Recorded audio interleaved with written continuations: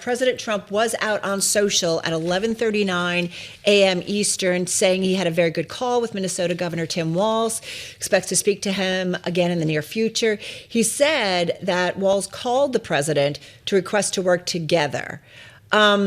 A lot going on. What's your read on all of this? The president sending Tom Homan. If Governor Walz indeed did call the president, what's this say all to you, someone who studies presidents, studies administration, studies the core and foundation of America?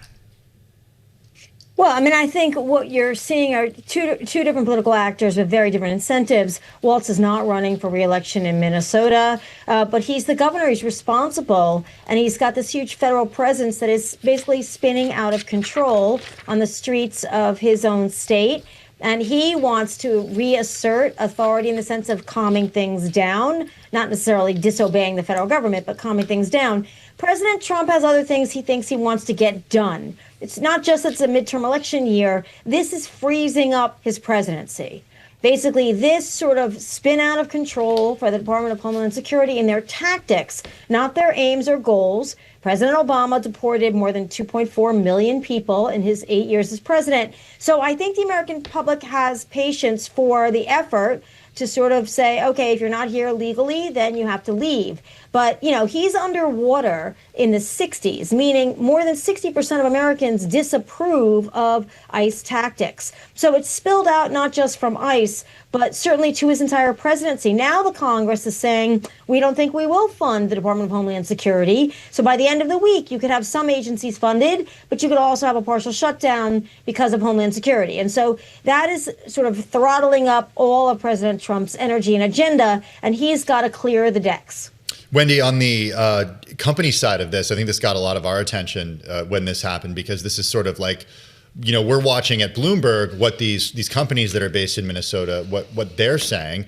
And I was surprised to hear over the weekend that Target, United Health, 3M, Best Buy, among others, addressing immigration actions in Minnesota, some calling for peaceful de-escalation, emphasizing compassion. The NBA issued a statement saying it must defend the right to freedom of speech, and they stand in solidarity with the people of Minnesota protesting. Is this a turning point that has any effect on the president and his policies?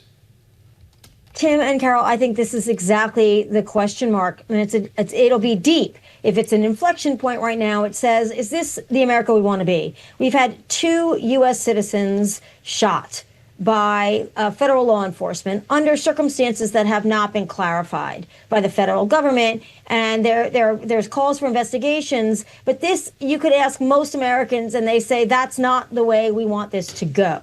So that's affecting not just the Republicans, but the Democrats as well. It's government, exercise of government power. So I do think there's a turning point in the sense of expressing, you know, real opposition to this particular tactic. And we know that CEOs and business owners have also been unhappy with the Trump administration with these raids on businesses all over the country, anywhere from Idaho to Iowa, all over. And Trump said, oh, I'll pull back on some of these raids because I know it's hurting business.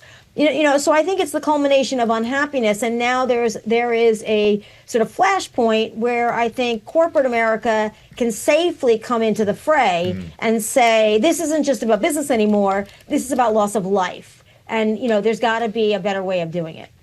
And yet, you know, Wendy, and we're going to dig deeper into this letter of CEOs in Minneapolis, but it's been largely an environment where the corporate community has sat by and just worked out deals, it seems, with the White House to get what they need done, but kind of turned away from some of the other injustices that have been going on, or the ignoring of the rule of law in this country, which has really been so much a foundation for this country. So I'm just trying to understand, you know, what has really been a kind of a silence that we have seen largely, whether it's the corporate community and just other leaders in our world, especially in the U.S. Well, Carol, I think this is a really important observation that you're making. And what we see at the sort of lowest levels is a rejection in some cases of what you might call an abuse of executive authority. For example, presidential attempts, Trump's attempts to go after his quote unquote enemies, grand juries, which are made up of your average, everyday American who is doing their civic duty, have said, no, we don't find any cause here. We're not giving you a bill of indictment. And that's a very important democratic mechanism at the lowest level, which is saying no to overreach of power. So I think when businesses start to see that the average American is standing up and saying no, whether it's in a grand jury room or it's on the streets in Minneapolis, I think it gives them more backbone, really, to step up and say, okay, enough is enough. Wendy, though, let me just counter. Is it really backbone, or is it just, well, okay, midterms coming up, it's not looking really good, I can start shifting around? Same thing for members of the GOP. Well, I mean, for practical effects, do those of us who are concerned about overreach of power care what the motivation is? I think once it becomes safer to venture into this space, I don't see them retreating. So I think their voices, you may argue, or I may argue, have been too silent thus far. But now they do have that backup of midterm elections, but that backup rests with consumers.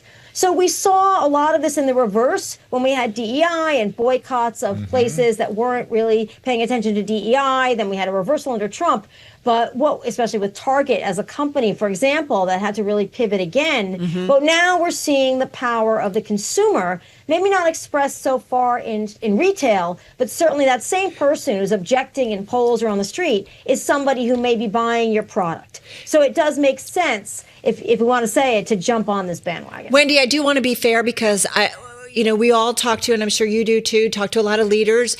And whether it's China, a position that President Trump took in his first administration, that President Biden continued a lot of the pushback in his administration. When it comes to immigration, you mentioned what President Obama did in terms of deportations. So to be fair, what some say too is, there are these problems, and President Trump has brought them to light in a big way. And so they don't necessarily disagree, but the methods kind of get messy and in the way of what maybe this country stands for. Right. So what you want to ask yourself is this a self-inflicted political wound? If the president used different rhetoric, this is a frustration in the Trump administration, I think, because if you look at the Obama administration, they say, wait a minute, he deported more people than we've managed to deport in our 5 years in office combined. But it's the rhetoric, it's the demonization, it's sort of the dismissal of people's concerns.